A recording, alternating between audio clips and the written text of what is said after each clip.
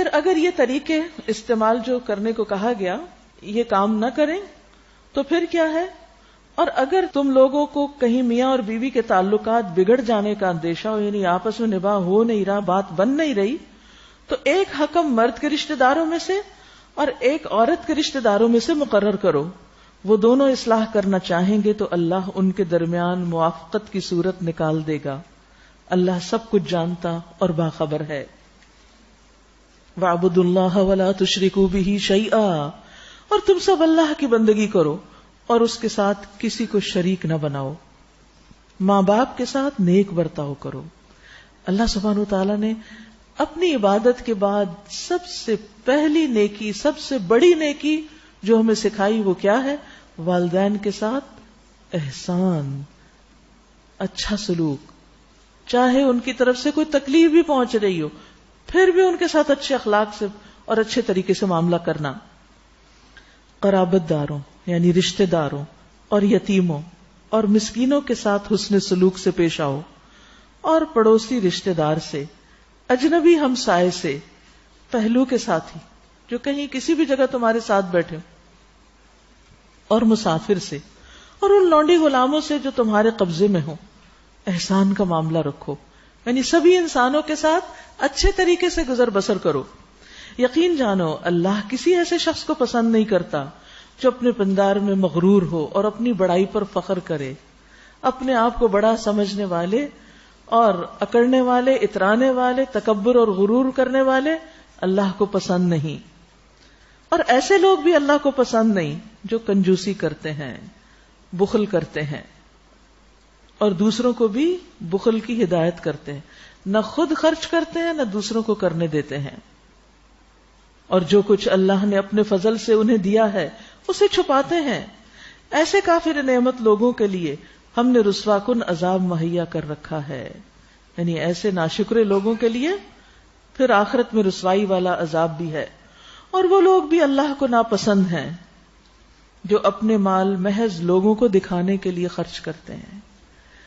دکھاوا کر کے اگر وقتی طور پر بندوں کی تعریف بھی مل جائے، ایسا انسان اللہ کی نظر میں قابل نفرت ہے، اللہ تعالیٰ اس کو پسند نہیں کرتا۔ اور در حقیقت نہ اللہ پر ایمان رکھتے ہیں نہ روز آخر پر۔ سچ یہ ہے کہ شیطان جس کا دوست بن گیا اسے بہت ہی بری دوستی میسر آئی۔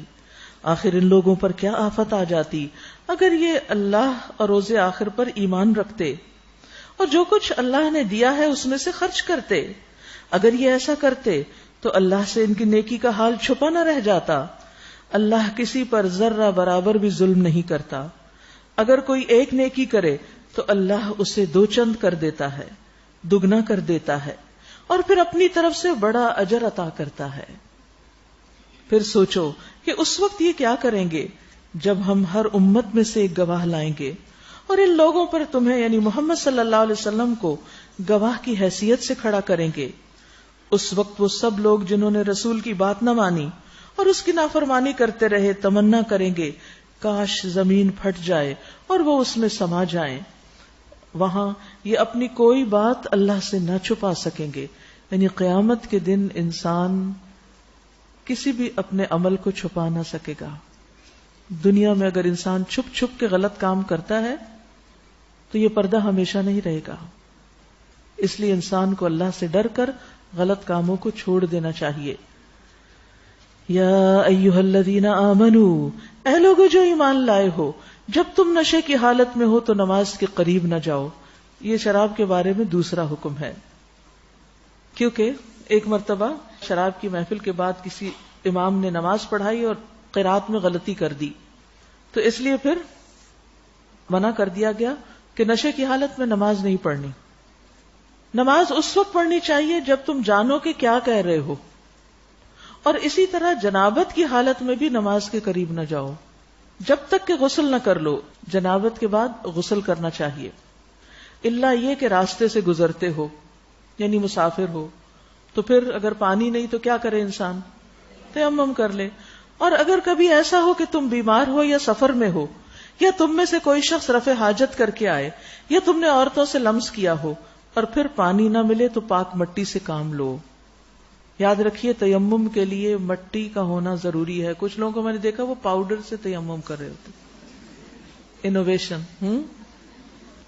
اللہ سبحانہ وتعالیٰ نے تیمم کے لیے خود قرآن مجید میں بتا دے جو چیز قرآن مجید میں آئے پھر اس کے خلاف نہیں جا سکتے. لہذا سعیدن طیبن یعنی زمین کی اوپری سطح پر جو ہوتی ہے مٹی ہو ریت ہو کچھ بھی اس سے تیمم ہو سکتا ہے. پتھر سے نہیں ہو سکتا کیونکہ وہ پتھر ہے مٹی نہیں ہے. اسی طرح بعض لوگ اپنے گھر کی دیوار سے تیمم کر رہے ہوتے ہیں اور پینٹ ہوتا ہے دیوار پر. ہاں اگر ڈسٹ ہاتھ پہ نظر آ رہی ہے تو اور بات ہے, ادروائز نہیں. بعض لوگ کار کی سیٹ پہ ہاتھ مار کے تیمم کر رہے ہوتے ہیں. وہ کہتے ہیں ہاں اس پہ کوئی ڈسٹ پڑ گئی ہوگی. نہیں, جب تک وہ نظر نہ آ رہی ہو کہ یہ مٹی ہے اس وقت تک تیمم نہیں ہوتا.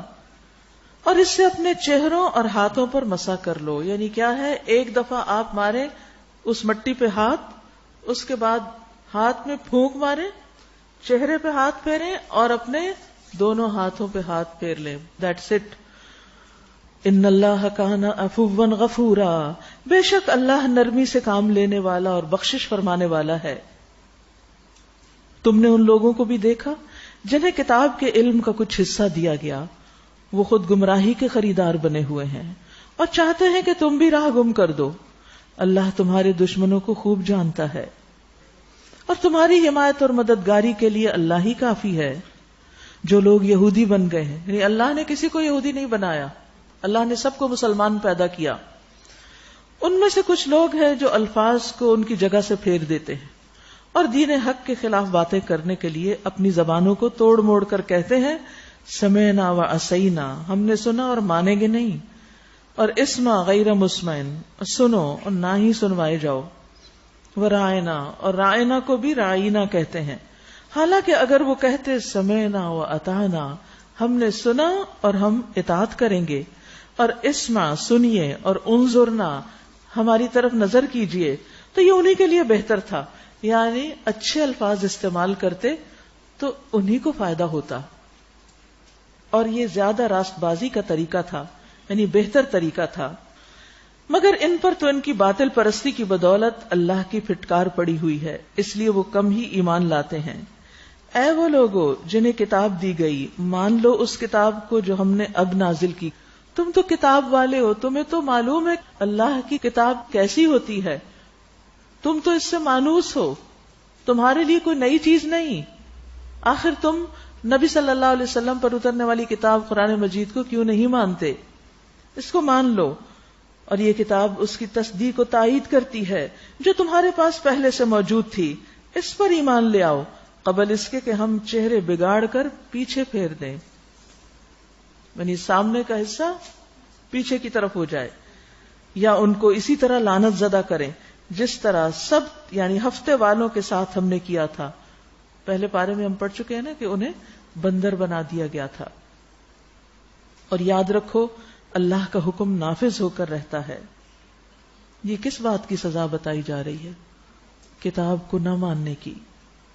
اللہ بس شرک ہی کو معاف نہیں کرتا, اس کے سوا دوسرے جتنے بھی گناہ ہیں وہ جس کے لیے چاہتا ہے معاف کر دیتا ہے. اللہ کے ساتھ جس نے کسی اور کو شریک ٹھہرایا اس نے تو بہت ہی بڑا جھوٹ گھڑا اور بڑے سخت گناہ کی بات کی. الم تر الی الذین یزکون انفسہم, تم نے ان لوگوں کو بھی دیکھا جو بہت اپنی پاکیزگی نفس کا دم بھرتے ہیں, حالانکہ پاکیزگی تو اللہ ہی جسے چاہتا ہے عطا کرتا ہے. یعنی کسی انسان کو یہ حق نہیں کہ اپنے آپ کو بہت نیک پاک اور بہت اچھا سمجھے یا کہے, کیونکہ بعض اوقات ہم کہتے نہیں لیکن سمجھ رہے ہوتے ہیں کہ ہم تو بہت اچھے ہیں.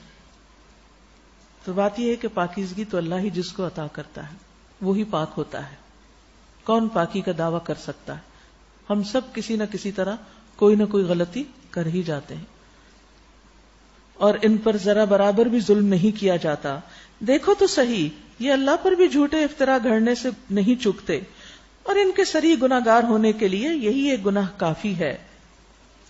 کیا تم نے ان لوگوں کو نہیں دیکھا جنہیں کتاب کے علم میں سے کچھ حصہ دیا گیا, اور ان کا حال یہ ہے کہ جبت کا معنی ہوتا ہے بے حقیقت, بے اصل اور بے فائدہ چیز, یعنی جادو, کہانت اور ٹونے ٹوٹکے, شگون اور فال گیری, یہ ساری چیزیں جبت میں آتی ہیں. وہ طاغوت اور طاغوت کو مانتے ہیں. طاغوت سے مراد بت بھی ہوتے ہیں اور شیاطین بھی. اور کافروں کے متعلق کہتے ہیں کہ ایمان لانے والوں سے تو یہی زیادہ صحیح راستے پر ہیں. ایسے ہی لوگ ہیں جن پر اللہ نے لعنت کی ہے، اور جس پر اللہ لعنت کر دے پھر تم اس کا کوئی مددگار نہ پاؤ گے. کیا حکومت میں ان کا کوئی حصہ ہے؟ اگر ایسا ہوتا تو یہ دوسروں کو ایک پھوٹی کوڑی تک نہ دیتے. پھر کیا یہ دوسروں سے اس لیے حسد کرتے ہیں کہ اللہ نے انہیں اپنے فضل سے نواز دیا؟ اگر یہ بات ہے تو انہیں معلوم ہو کہ ہم نے تو ابراہیم کی اولاد کو کتاب اور حکمت عطا کی اور ملک عظیم بخش دیا، مگر ان میں سے کوئی اس پر ایمان لایا اور کوئی اس سے منہ موڑ گیا، اور منہ موڑنے والوں کے لیے تو بس جہنم کی بھڑکتی ہوئی آگ ہی کافی ہے. جن لوگوں نے ہماری آیات کو ماننے سے انکار کر دیا انہیں بالیقین ہم آگ میں جھونکیں گے. جب ان کے بدن کی کھال گل جائے گی تو اس کی جگہ دوسری کھال پیدا کر دیں گے تاکہ وہ خوب عذاب کا مزہ چکھیں. اللہ بڑی قدرت رکھتا ہے اور اپنے فیصلوں کو عمل میں لانے کی حکمت خوب جانتا ہے. یہ جہنم کا عذاب کوئی معمولی عذاب نہیں. کہتے ہیں کہ انسان اتنا موٹا ہو جائے گا جہنم میں. آپ نے دیکھا ویسے بھی گرمی میں چیزیں پھول جاتی ہیں نا، تو جہنم میں جانے والے اتنا موٹا ہو جائے گا کہ اس کی کان کی لو جو ہوتی ہے اس کے پیچھے سے گردن کا یہ فاصلہ جو ہے یہ 700 میل کی مسافت پہ ہوگا. اتنا بڑا ہیوج باڈی. اور اسی طرح ان کے جسم کی کھال کی جو موٹائی ہے یعنی جو سکن ہے یہ 70 بالشت موٹی ہو جائے گی. تو جتنی زیادہ موٹی ہوگی اتنا ہی جلن پھر زیادہ ہوگی، کیونکہ جلن ہوگی ہی سکن پر. اور جب وہ گل جائے گی پھر نئی سکن دی جائے گی، پھر وہ گل جائے گی، اور دن میں کئی بار ایسا ہوگا. اور ایک ڈاڑھ یعنی دانت احد پہاڑ برابر ہوگا. کتنے بڑے بڑے مانسٹر بن جائیں گے انسان. وہ ایک دوسرے کو بھی دیکھ کر کس قدر خوف زدہ ہوں گے. تو اس لیے کل جو ہم نے پڑھا تھا نا فَمَنْ زُحْزِحَ عَنِ النَّارِ وَأُدْخِلَ الْجَنَّةَ فَقَدْ فَازَ، جو جہنم سے بچا لیا گیا اور جنت میں داخل کر دیا گیا وہ دراصل کامیاب ہوا. کامیابی وہ نہیں جو ہم دنیا میں چھوٹی موٹی حاصل کر لیتے ہیں اور کوئی نام پیدا کر لیتے ہیں اور کچھ بن جاتے ہیں. یہ کامیابیاں کوئی حیثیت حقیقت نہیں رکھتی، آخرت میں کام آنے والی نہیں جب تک انسان وہ عمل نہ کرے جو اللہ کو راضی کر دے. تو ہماری پرائرٹی یہی ہونی چاہیے. لیکن ہم اس دنیا کے پیچھے بھاگتے رہتے ہیں حتیٰ کہ موت آ لیتی ہے اور وہاں کے لیے کچھ بھی تیاری نہیں ہوتی، جہاں ہمیشہ ہمیشہ رہنا ہے، جو زندگی کبھی ختم ہی نہیں ہوگی. تو وہاں کوئی 1 گھنٹے کے لیے جہنم میں جائے یا 1 دن کے لیے یا 1 سال کے لیے، بہت بڑی تکلیف. دنیا کی آگ سے 70 گنا زیادہ. اس لیے انسان اس جہنم سے پناہ ہی مانگتا رہے. اب دیکھیں اس دعا میں بھی ربنا آتنا فی الدنیا حسنۃ وفی الآخرۃ حسنۃ وقنا عذاب النار. دنیا میں بھی بھلائی، آخرت میں بھلائی، سب مل جائے لیکن جہنم سے بھی ضرور بچانا، آگ سے ضرور بچانا. کیونکہ اگر کوئی آگ میں گیا اور اس کے بعد بھلائیاں ملی تو وہ آگ میں جانا جو ہے بہت تکلیف دے. لہذا چن چن کے زندگی سے وہ ساری باتیں نکال دینی چاہیے جو اللہ کی ناراضگی کا سبب ہو، اور اس کے ساتھ ساتھ خوب دعا بھی کرنی چاہیے کیونکہ انسان صرف اللہ ہی کی توفیق سے اور اللہ ہی کے فضل اور رحمت سے اس آگ سے بچ سکتا ہے. اس لیے بار بار اس سے مانگتے ہی رہیں کہ اللہ بچا لے ہمیں اس آگ سے. اللہ بڑی قدرت رکھتا ہے اور اپنے فیصلوں کو عمل میں لانے کی حکمت خوب جانتا ہے. اور جن لوگوں نے ہماری آیات کو مان لیا اور نیک عمل کیے ان کو ہم ایسے باغوں میں داخل کریں گے جن کے نیچے نہریں بہتی ہوں گی، جہاں وہ ہمیشہ ہمیشہ رہیں گے، اور ان کو پاکیزہ بیویاں ملیں گی اور انہیں ہم گھنی چھاؤں میں رکھیں گے. ظلم ظلیلا، جنت میں ایک ایسا درخت ہوگا کہ جس کو سوار 100 سال میں بھی پار نہیں کر سکے گا. یعنی اتنے بڑے بڑے ہیوج ٹریز ہوں گے جو اس کے حسن میں اضافہ کر رہے ہوں گے. آپ نے دیکھا ہوگا کہ اگر آپ سڑک پہ کہیں جا رہے ہو اور کوئی بڑا درخت نظر آ جائے تو آپ توجہ کیے بغیر نہیں رہتے اور پیچھے مڑ مڑ کے بھی دیکھتے رہتے ہیں. شاید یہ میری ویکنس ہے، مجھے بہت اٹریکٹ کرتے ہیں بڑے بڑے درخت. اور اگر کوئی بڑے درخت کو کاٹ دے تو بہت سخت تکلیف ہوتی ہے کہ اتنی خوبصورت چیز زمین سے مٹا دی گئی، کیونکہ یہ درخت بھی اللہ کی نشانیوں میں سے ہے. پھر اللہ تعالیٰ فرماتے ہیں ان اللہ یأمرکم ان تؤدوا الامانات الی اہلہا. مسلمانوں، اللہ تمہیں حکم دیتا ہے کہ امانتیں اہل امانت کے سپرد کرو، حقدار کو دو. امانت سے مراد کسی کی رکھی ہوئی امانت بھی ہے کہ جس کی جو چیز ہو اسی کو واپس لوٹائی جائے، اس میں خیانت نہ کی جائے. نمبر 2، اس سے مراد عہدے بھی ہیں، ذمہ داریاں بھی ہیں کہ ہر شخص کو اس کی صلاحیت کے مطابق کام سونپو. اور جب لوگوں کے درمیان فیصلہ کرو تو عدل کے ساتھ کرو، انصاف کے ساتھ. اللہ تمہیں نہایت عمدہ نصیحت کرتا ہے اور یقیناً اللہ سب کچھ سنتا اور دیکھتا ہے. یا ایھا الذین آمنوا، اے لوگو جو ایمان لائے ہو، اطیعوا اللہ و اطیعوا الرسول، اللہ کی اطاعت کرو اور رسول کی اطاعت کرو. وَأُولِي الْأَمْرِ مِنْكُمْ، اور ان لوگوں کی جو تم میں سے صاحب امر ہوں. فَإِن تَنَازَعْتُمْ فِي شَيْءٍ فَرُدُّوهُ إِلَى اللَّهِ وَالرَّسُولِ، اور اگر تمہارا کسی معاملے میں جھگڑا ہو جائے، نزاع ہو جائے، تو اسے اللہ اور رسول کی طرف پھیر دو.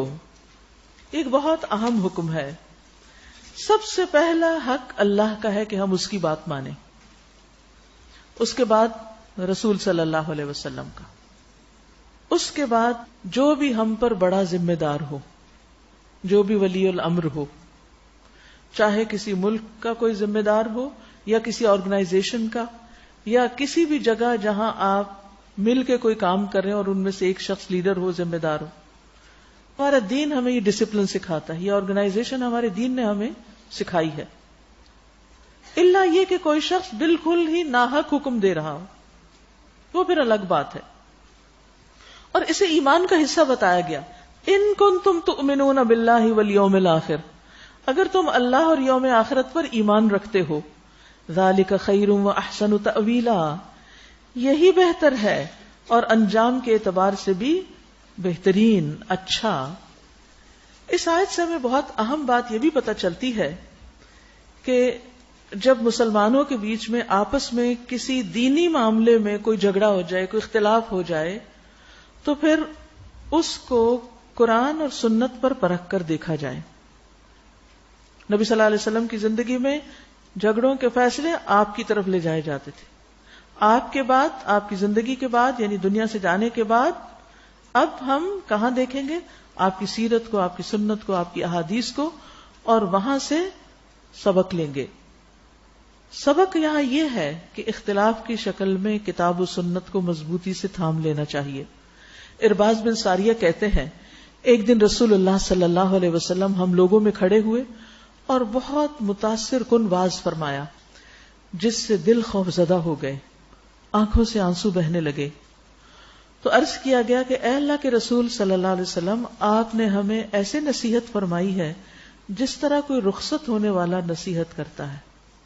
یوں لگتا ہے آپ ہم سے رخصت ہونے والے ہیں. آپ ہم سے کوئی عہد و پیمان لے لیجئے. تو آپ نے فرمایا اللہ کا تقوی اختیار کرو اور حکم سن کر تعمیل کرو، اگرچہ تمہارا حاکم کوئی حبشی غلام ہی کیوں نہ ہو. حبشی غلام بھی تم پر امیر بنا دیا جائے، تمہارا ذمہ دار بنا دیا جائے، تو اس کی بھی بات مانو، اور تم میرے بعد سخت اختلاف دیکھو گے. یعنی مسلمانوں کے اندر بہت اختلافات ہوں گے. آپ نے اس وقت پیشن گوئی کر دی. تو اختلاف کے موقع پہ کیا کرنا؟ تو تم میری سنت کو اور ہدایت یافتہ خلفائے راشدین کے طریقے کو اختیار کرنا، اسے ڈاڑھوں سے پکڑ کے رکھنا، مضبوط پکڑ کے رکھنا، اور نئے نئے کاموں سے پرہیز کرنا، کیونکہ ہر بدعت گمراہی ہے. یعنی دین میں نئی باتیں مت ایجاد کرنا. نبی صلی اللہ علیہ وسلم نے حجۃ الوداع کے موقع پر بھی فرمایا تھا کہ میں تم میں 2 چیزیں چھوڑ کر جا رہا ہوں، جب تک ان دونوں کو مضبوطی سے تھامے رہو گے کبھی گمراہ نہ ہوگے. ایک اللہ کی کتاب اور دوسرے اس کے نبی کی سنت. تو ہم سب کو بھی اختلافات کے اس دور میں ان 2 چیزوں کو تھام لینا چاہیے اور خود بھی پڑھنا چاہیے، دین کو سیکھنا چاہیے، تاکہ ہم ان اختلافات میں صحیح راستے کو اختیار کر سکیں.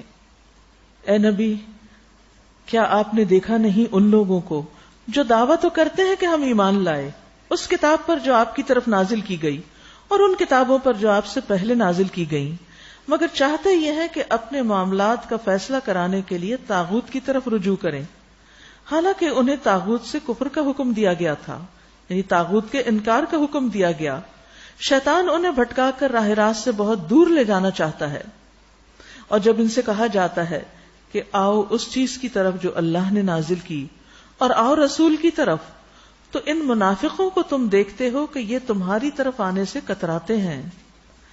پھر اس وقت کیا ہوتا ہے جب ان کے اپنے ہاتھوں کی لائی ہوئی مصیبت ان پر آ پڑتی ہے، اس وقت یہ تمہارے پاس قسمیں کھاتے ہوئے آتے ہیں اور کہتے ہیں کہ اللہ کی قسم ہم تو صرف بھلائی چاہتے تھے، ہماری نیت تو یہ تھی کہ فریقین میں کسی طرح موافقت ہو جائے، اللہ جانتا ہے جو کچھ ان کے دلوں میں ہے، ان سے تعرض مت کرو، انہیں سمجھاؤ اور ایسی نصیحت کرو جو ان کے دلوں میں اتر جائے۔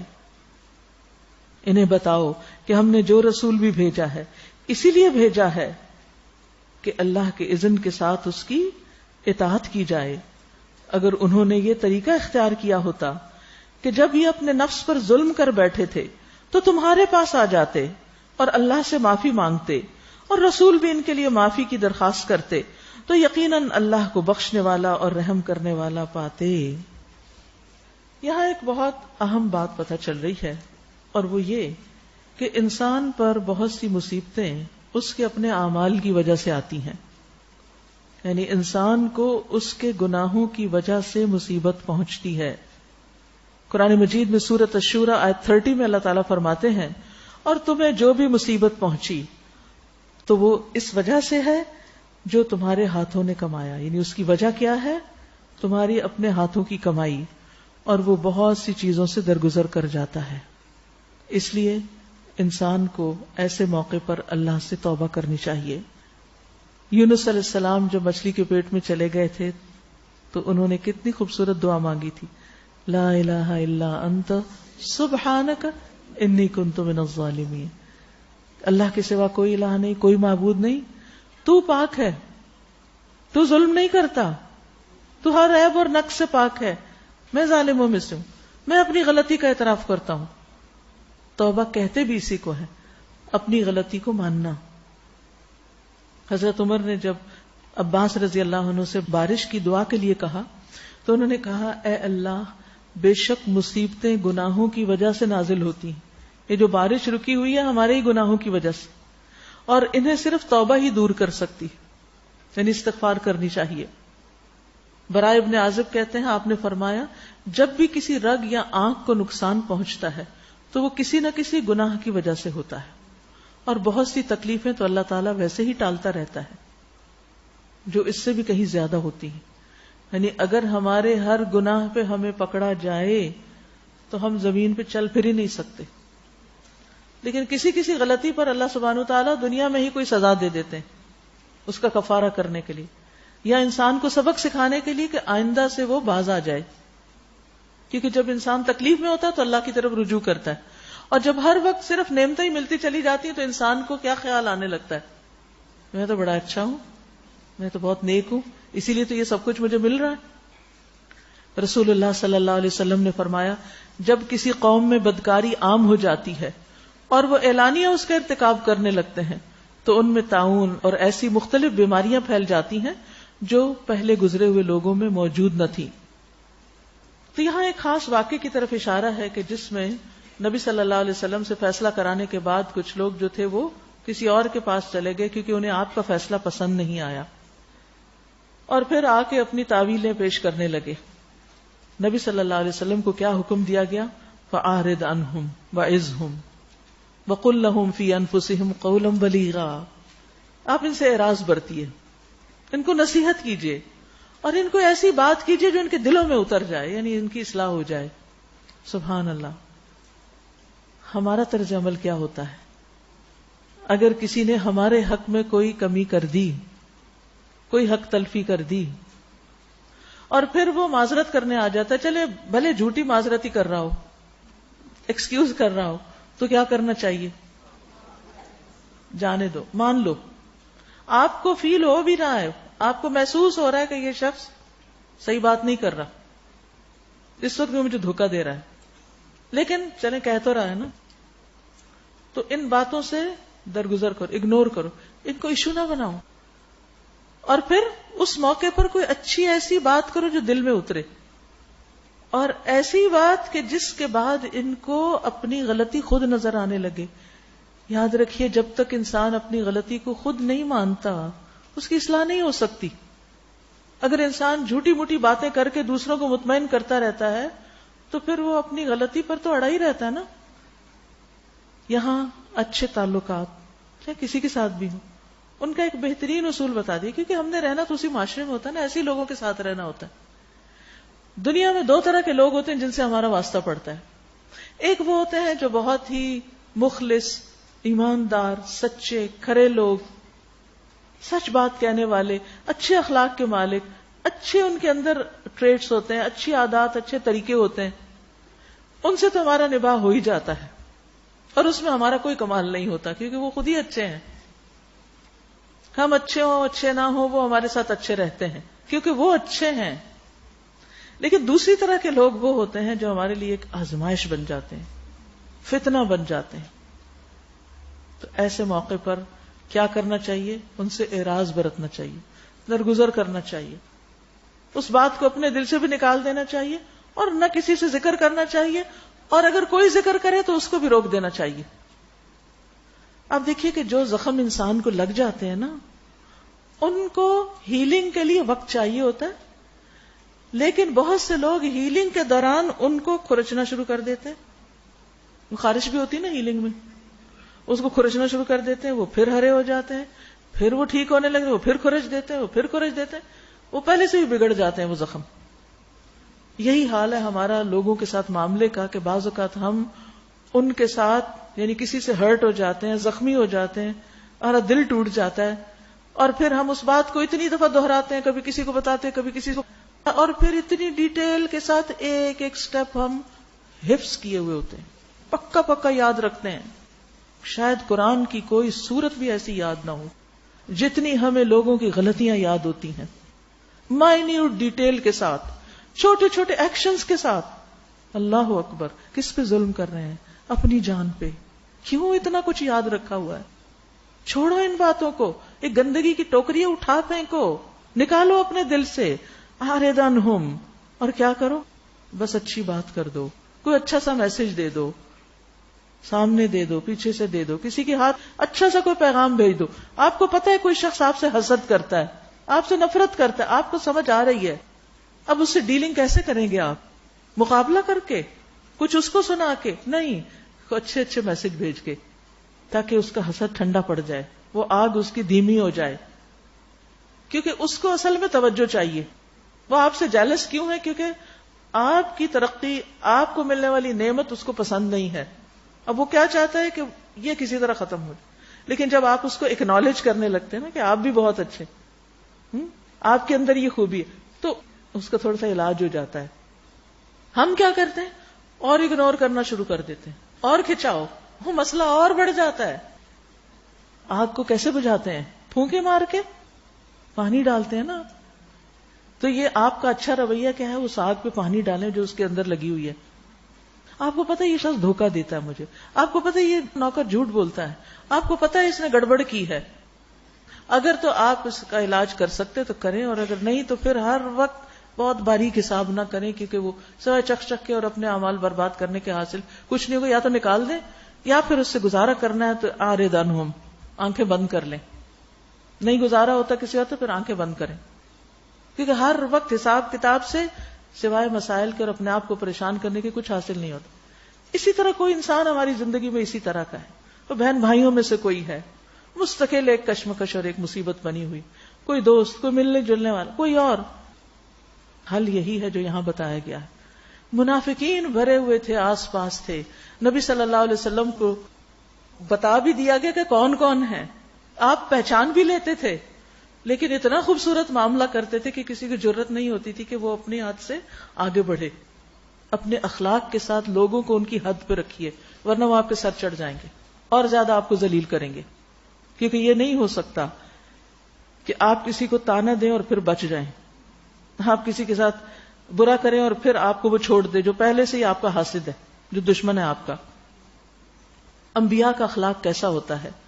عبداللہ بن مسعود کہتے ہیں کہ جیسے میں اس وقت نبی صلی اللہ علیہ وسلم کو دیکھ رہا ہوں کہ آپ ایک پیغمبر کی حکایت بتا رہے ہیں کہ ان کی قوم والوں نے ان کو اتنا مارا کہ لہو لہان کر دیا، اور وہ اپنے منہ سے خون صاف کر رہے تھے اور دعا کر رہے تھے، رب اغفر لقومی فإنہم لا یعلمون، اللہ میری قوم کو معاف کر دے، یہ جانتے نہیں، یہ علم نہیں رکھتے۔ تو جو حالات سے اس طرح کا معاملہ۔ پھر اسی طرح نبی صلی اللہ علیہ وسلم کے بارے میں آتا ہے کہ ایک دفعہ حضرت انس کہتے ہیں میں آپ کے ساتھ چل رہا تھا، آپ کے جسم پر نجران کی بنی ہوئی موٹے حاشیے کی چادر تھی، اتنے میں ایک دیہاتی آ گیا اور اس نے آپ کی چادر کو پکڑ کے اتنی زور سے کھینچا کہ آپ کے مونڈے پر اس کے زور سے کھینچنے سے نشان پڑ گیا، جو جریٹ سی آ جاتی ہے۔ پھر اس نے کہا، یا محمد مجھے اس مال میں سے دینے کا حکم دیجئے جو اللہ کا مال آپ کے پاس ہے۔ تو رسول اللہ صلی اللہ علیہ وسلم اس کی طرف متوجہ ہوئے اور مسکرائے، اتنی چوٹ کھا کے بھی مسکرا کے دیکھا اس کو، سبحان اللہ، اور آپ نے حکم دیا کہ اس کو کچھ مال دے دیا جائے۔ ہمارے ساتھ کوئی یہ معاملہ کرے، اس کے بعد ہم کیا دیں گے اس کو؟ دو لگائیں گے۔ ہمارے ہاں تو یہی ہوتا ہے نا، اس طرح معاملے حل نہیں ہوتے۔ بہت سی خرابیوں کا علاج کیا ہے؟ ادفع باللتی ہی احسن، احسان کے ساتھ بہت سی دشمنیاں ختم ہو سکتی ہیں، بہت سی مخالفتیں محض احسان کے ذریعے دب سکتی ہیں۔ فلا وربک لا یؤمنون حتی یحکموک فیما شجر بینہم ثم لا یجدوا فی انفسہم حرجا مما قضیت ویسلموا تسلیما۔ تمہارے رب کی قسم یہ کبھی مومن نہیں ہو سکتے جب تک کہ اپنی باہمی اختلافات میں یہ تمہیں فیصلہ کرنے والا نہ مان لیں، پھر جو کچھ تم فیصلہ کرو اس پر اپنے دلوں میں بھی کوئی تنگی محسوس نہ کریں، بلکہ سر بسر تسلیم کر لیں۔ اگر ہم نے انہیں حکم دیا ہوتا کہ اپنے آپ کو ہلاک کر دو یا اپنے گھروں سے نکل جاؤ تو ان میں سے کم ہی آدمی اس پر عمل کرتے، حالانکہ جو نصیحت انہیں کی جاتی ہے اگر یہ اس پر عمل کرتے تو یہ ان کے لیے زیادہ بہتری اور زیادہ ثابت قدمی کا موجب ہوتا، اور جب یہ ایسا کرتے تو ہم انہیں اپنی طرف سے بہت بڑا اجر دیتے اور انہیں سیدھی راہ دکھا دیتے۔ یہاں ایک بڑی کام کا نقطہ بتایا گیا، وَلَوْ أَنَّهُمْ فَعَلُوا مَا يُوعَظُونَ بِهِ لَكَانَ خَيْرًا لَهُمْ وَأَشَدَّ تَثْبِيتًا، اگر وہ کر لیتے وہ چیز جس کا انہیں واعظ کیا گیا، نصیحت کی گئی، یعنی جو بات انہیں بتائی گئی اگر یہ اس پہ عمل کر لیتے تو کیا ہوتا؟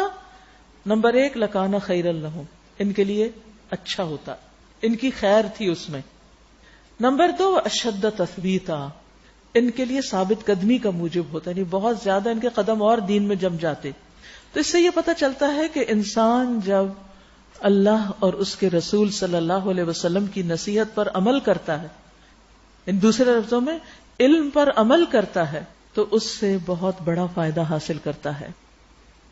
انسان کو اللہ تعالی وہ علم پھر عطا کرتے ہیں جس کو وہ جانتا نہیں ہوتا، یعنی مزید علم بھی دیتے ہیں، اور پھر اس علم پر اور عمل پر ثابت قدمی بھی ملتی ہے۔ تو مزید خیر و بھلائی پانے کا طریقہ کیا ہے کہ جو ہے اس کو صحیح طور پر استعمال کیا جائے۔ نعمت کا شکر بھی تو یہی ہے نا۔ رسول اللہ صلی اللہ علیہ وسلم نے فرمایا، اس شخص کی مثال جو لوگوں کو بھلائی سکھاتا ہے لیکن خود کو بھول جاتا ہے، اس چراغ کی طرح ہے جو لوگوں کو روشنی دیتا ہے خود کو جلاتا ہے۔ اور یاد رکھیے جب علم آتا ہے اور انسان عمل کی نیت کر لیتا ہے تو خیر ہو جاتی، ورنہ وہ علم بھی بھول جاتا ہے، چلا جاتا ہے۔ علم اصل میں وہی ہے جو عمل میں بدل جائے۔ امام سفیان ابن عیینہ کہتے ہیں، اگر علم تمہیں نفع نہ دے تو تمہیں نقصان دے گا۔ خطیب بغدادی کہتے ہیں، اگر اسے عمل کے لحاظ سے یعنی انسان کو نفع نہ دے تو نقصان اس طرح دے گا کہ اس کے خلاف حجت بن جائے گا۔ تو اس لیے انسان کو اپنے فائدے کے لیے جو اچھی بات پتہ چلے اس پر عمل کی کوشش کرنی چاہیے، اس سے انسان کے قدم صراط مستقیم پر اور جمتے چلے جائیں گے۔ اور کیا ملے گا؟ وَإِذَا لَآتَيْنَاهُم مِّن لَّدُنَّا أَجْرًا عَظِيمًا، تب ہم ان کو اپنے پاس سے اجر عظیم عطا کرتے۔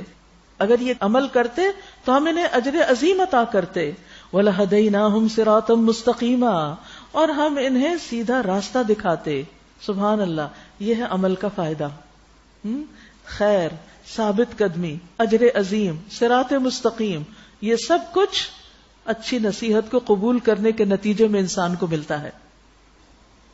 وَمَن يُطِعِ اللَّهَ وَالرَّسُولَ، اور جو اللہ اور رسول کی اطاعت کرے گا وہ ان لوگوں کے ساتھ ہوگا جن پر اللہ نے انعام فرمایا، انبیاء اور صدیقین اور شہداء اور صالحین کے ساتھ۔